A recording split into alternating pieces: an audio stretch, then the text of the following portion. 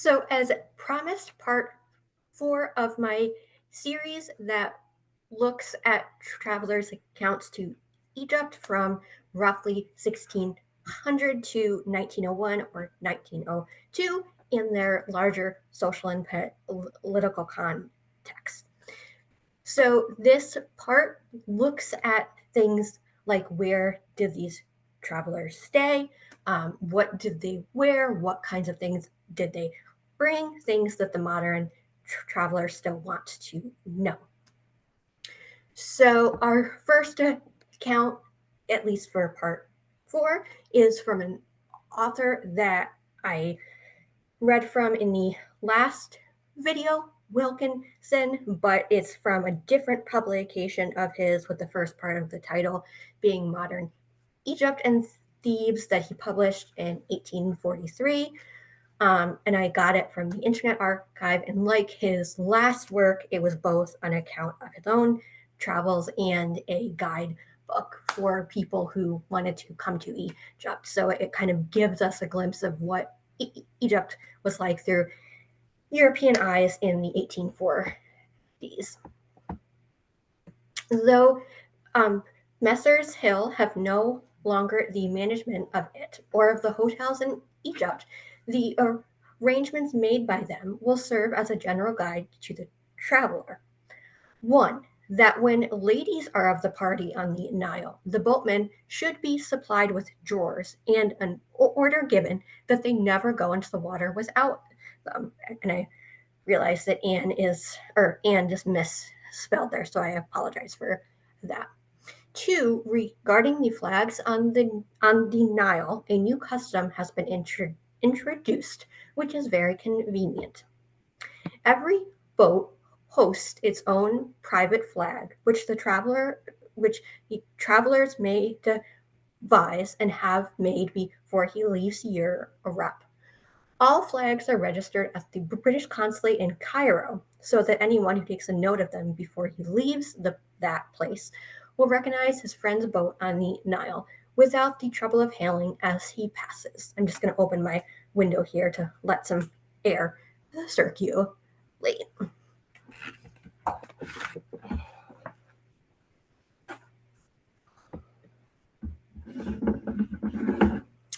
So our next account, at least the first part of the title, comes from the 1850s. What I tried to do in terms of the timing of the accounts is I tried to go roughly decade by decade. So this is by William Arnold Broomfield, and this is another source that I got from the Library of Congress. October 20th, another wet morning, a very heavy shower for an hour or two, and the great frank square in which I lodge covered with pools, or rather immense puddles, which the heat of the sun raises into vapor, and renders the air extremely damp, giving fresh life and vigor to my friends the mosquitoes. Believe me, my dear E., your affectionate brother, William Arnold Broomfield. This hotel, raised on the Frank Square, is really as comfortable as most foreign houses of the kind on the continent of Europe. I have a very large, airy, and lofty bedroom on the second floor, looking on the great square, boarded and with a wrought iron bedstead, furnished with mosquito curtains of fine muslin, without which a night's rest would be an impossibility. The walls papered, a bad and rather unusual plan in a warm climate, as affording harbor for insects, though it imparts an air of cheerfulness and comfort to the otherwise bare walls. The French windows are glazed with green loose blinds outside and chintz window curtains within, so that in winter the cold, which is, as I am told, much felt at Alexandria, on account of the damp which accompanies it, must be in a great degree excluded. The cuisine is very good, but butcher's meat indifferent. The mutton just tolerable. The beef, I am told, very bad, but this I have not yet seen. and I believe it rarely comes to table. I suspect that in most cases it is buffalo beef, and that I cannot imagine either tender or palatable. I have seen herds of these animals in the streets, and occasionally a few oxen, perhaps of Barbary race, but very different from our British breeds. The Egyptian buffalo is a large braying of innumerable donkeys. The butter here is intolerable, and as well as the milk, is for the most part the produce of the goats, which one meets everywhere driven about the streets. I have given up all idea of tasting butter till I get back to dear old England. To an utter stranger to the East like myself, Alexandria is an entertaining place, although said to present less of an Oriental character than many others. Viewed from a distance or from the lofty crow's nest on the roof of my hotel, the place has a very imposing appearance.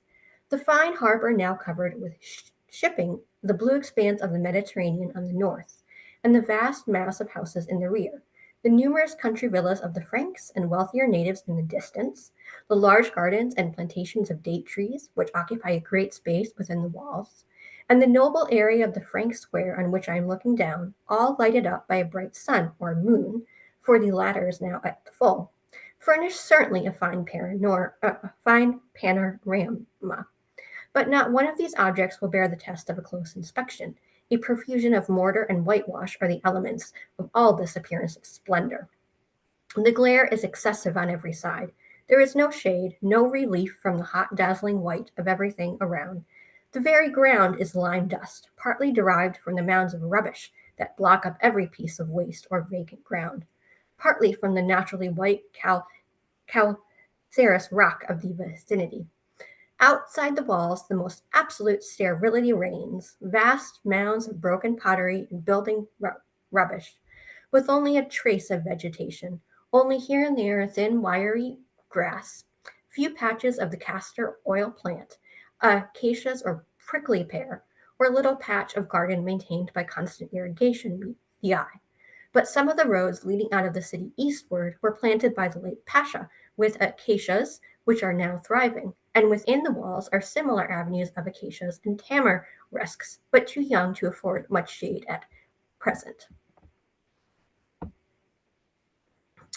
This is from a publication with the first part up the Nile and Homa again from the 1860s, gotten from the Library of Congress. Those who are for Alexandria only paddle across in the tubs of boats which are on hire, and so to the transit wharf, where conveyances belonging to the hotels are in waiting to receive them.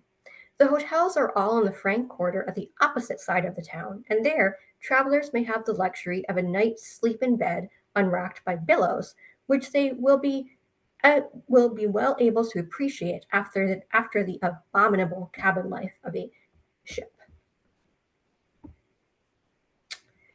This is from a publication that we've encountered before in this series, also either from the 1860s or 1870s, with that first part of the title being Life on the Nile in a Dia.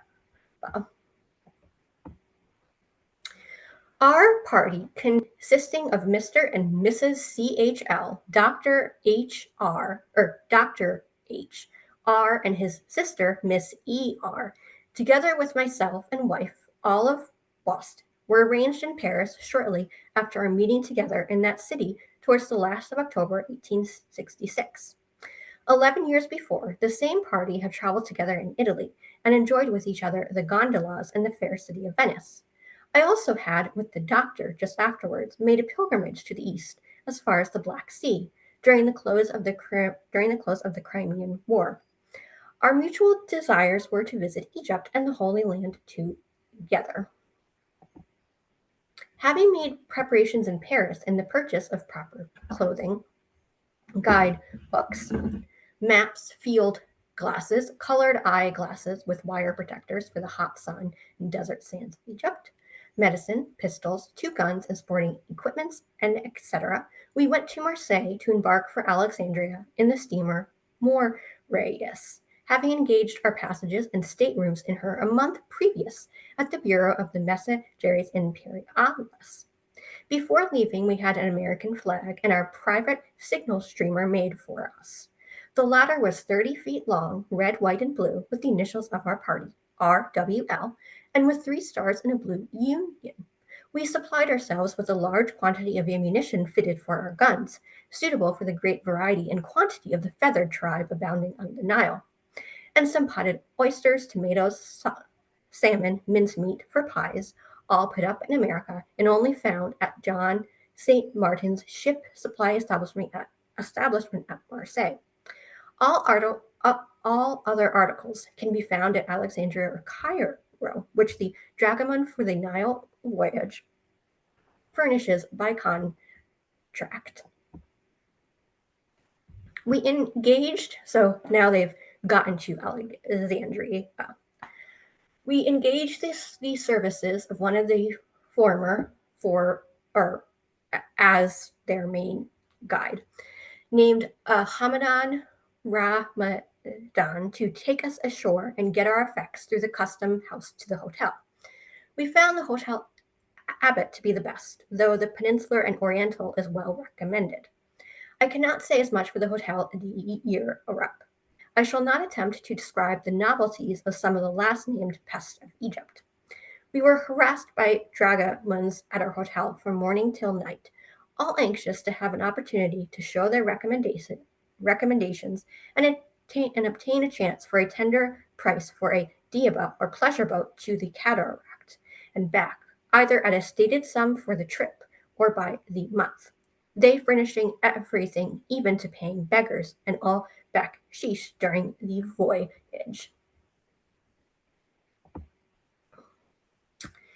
This is from that Murray's Handbook for Travelers from 1873 that we have encountered in this series at least once before. D. Things that should be bought in England for the Nile journey. It is not absolutely necessary now for the attending traveler in Egypt to provide himself before leaving England with anything more than he would take for an ordinary journey. There are shops at Alexandria and Cairo which will supply his every want more or less effectively and expensively. But at the same time, there are certain things which, though they could be procured in Egypt, are certainly be bought better and cheaper in Europe. These are guns, gunpowder, cartridges, and all shooting appliances, thermometer, aneroid barometer, and all instruments, field glasses or telescope, measuring tape, writing, drawing, and painting materials, magnesium wire, very necessary for properly seeing tombs and excavated temples without doing the injury to the sculptures and paintings that torches cause, saddle and bridle for Syria and Greece. A lady will not only require a side saddle for the Syrian journey, but also for the many excursions that are to be made on donkey back up the Nile. And then and then Murray also lists some publications that should be brought along. Diodorus, Book 1, Strabo, Book 17, Bunson's Egypt's Place in Universal History, Kenrick's Ancient History of Egypt, 1872, Marryat's Itinéraire de la Haute Égypte, Paazi Smith's Our Inheritance in the Great Pyramid, Lady Duff Gordon's Letters from Egypt, Lane's Arabian Nights, King Lake's Ethoine, Warburton's Crescent and the Cross, Lord Lindsay's Letters from Egypt and the Holy Land, Abbott's La Fella, Hopley's Under Egyptian Palms, Prime's Boat Life in Egypt and Nubia. Clothes. See per Preliminary information E. Mosquito net medicine, very convenient cases varying in size and price, can be obtained at Savory and Moore's. See preliminary information F. Books. There is a very good and well-stocked booksellers at Alexandria and Cairo, Robertson's and Company, where the traveler can procure any book he may have forgotten to bring from England. The following list compromises some of the best known and most modern works on Egypt. And I'm not going to read them all out, but this will give you a sense of, again, some of the literature and travel accounts that were circulating back and forth. Articles of food. Nothing need absolutely be procured in England, as all that can be wanted is to be found at Alexandria or Cairo. But for those who are very particular as to the quality of what they eat and drink, and who have time to make the preparations beforehand, the following list of things to be bought in Europe is suggested. Tea, wine, light Bordeaux or Rhine wines are the best. Brandy, butter in jars, jams, preserved vegetables, salad oil, tongues, hams, curry powder, Liebig's extractum carnis, biscuits, paraffin candles. But it must be remembered that if the traveler intends to put himself entirely into the hands of a dragoman, everything except wine and spirits will be provided for him. Full particulars as to what is required for those who intend to cater for themselves are given under Section 3, Voyage up the Nile. All heavy goods can be sent at a small expense either by Southampton or Liverpool. In London, Messrs. McCracken of Cannon Street are amongst the principal agents for forwarding parcels to Alexandria and Cairo.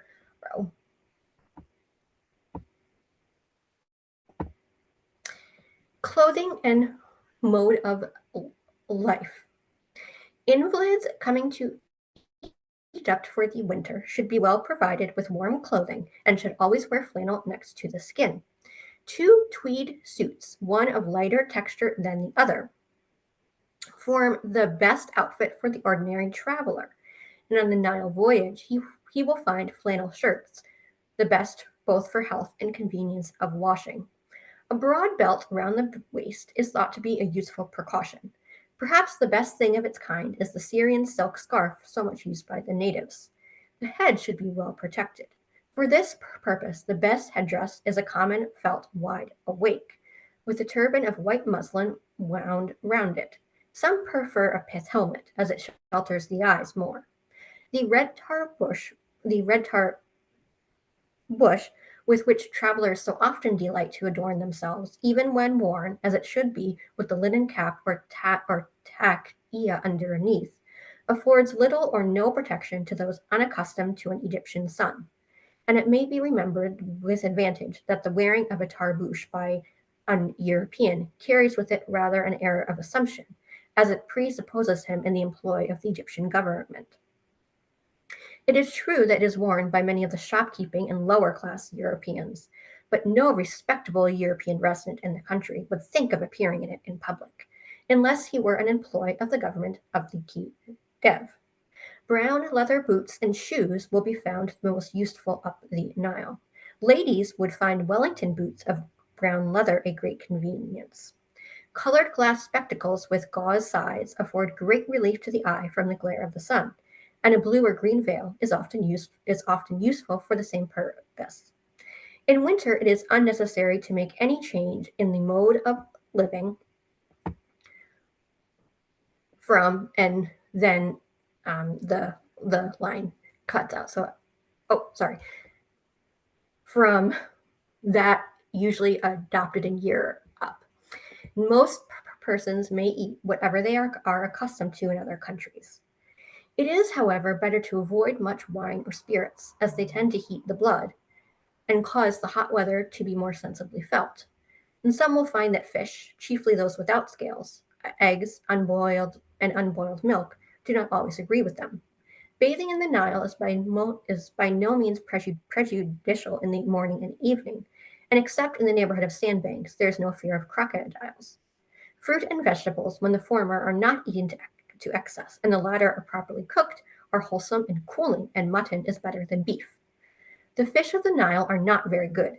The Bolti and Kisher are perhaps the best. Light Bordeaux and Rhine wines are the most wholesome. Beer requires strong exercise. The Nile water, when well filtered, is soft and pure and may be safely used. With some, it may at first disagree and have a tendency to induce diarrhea, and until this is overcome, it should be tempered with a little good brandy. Care should be taken never to sleep in a draught, and invalids should avoid bedrooms on the ground floor. A warm greatcoat and rugs will often be found needful in Egypt during the winter, as the evenings, especially on the Nile, are often very cold. G. Presents. With regard to presents in Egypt, it may be laid down as a general rule that they are quite unnecessary, which was not the case in former times. But it will sometimes happen that the civilities of a sheikh lid or even a Turkish governor require some return, in which case some English gunpowder, a watch, or a telescope for the latter, and a white shawl and tarbouche, or an amber mouthpiece for the former, are generally speaking more than they have any reason to expect. And although on those occasions when their politeness arises from the hope of reward, they may be disappointed in their expectations, yet they would only consider greater presents proofs of greater ignorance in the person who made them. But in all cases, the nature of a present must depend on the service performed and also upon the rank of both parties. H. Passport. Though no passport is really needed in Egypt, it is demanded on landing at Alexandria, and it is therefore advisable in going to Egypt, as to every country, to be provided with a Foreign Office passport. This next one is from 1878 from the Khedive's Egypt, which is a text that we have seen before. We landed at the wharf of Port Said among a motley crew of native porters, all shrieking, yelling, and jostling each other in true Egyptian fashion, in desperate efforts to get possession of our luggage. Everybody got persistently in everybody else's way, and each separate piece of luggage created a harmless battle for its possession, similar to that so vividly described by Homer as having raged over the body of Patroclus, it being fortunate in both cases that the objects contended for were inanimate. We were protected in our person by the inevitable dragoon, who promptly took possession of us, and resolutely refused to abandon us, in spite of our protest, until we left the place at midnight, standing sentry outside of our door when we sported our oak against him, when inside the hotel, and squabbling for more baksheesh when we last saw him, gesticulating wildly on the canal shore by moonlight. Civilization immediately stared us in the face on landing in the shape of a customs house, and Orientalism in the baksheesh bribes we had to pay the employees for not examining our various parcels and packages. This ceremony over, escorted by a rabble rout of porters and the friends of porters, each striving to touch some part of the luggage carried by the others to establish a claim for payment, we proceeded to the Grand Hotel du Louvre, a French hotel of rather a barracky appearance, but whose table was really Parisian and comforting to stomachs kept on the plain British cuisine of the P&O steamer for the 2 preceding weeks. Here we remained from 8 a.m. until midnight and found the hotel, with 2 exceptions, comfortable enough. These exceptions were the villainous smells that permeated and pervaded it throughout, from imperfect drainage and the hungry hosts of mosquitoes which banqueted upon us without a moment's cessation. These winged leeches were small, black, and voiceless, giving no dreadful note of preparation, as is usual with their bolder brethren elsewhere, but settling down in silence on face or hands, and giving the first indication of their visit by the presentation of their little bills, until we were driven out into the open air to escape them. We also found human mosquitoes in the proprietors of the hotel, who proved almost as bad bloodsuckers as the winged ones, on presenting their little bills also at party. But keeping an hotel at Port Said must really be no joke, and the few outsiders who can be caught in transit ought not to grumble at high charges under such exceptional circumstances.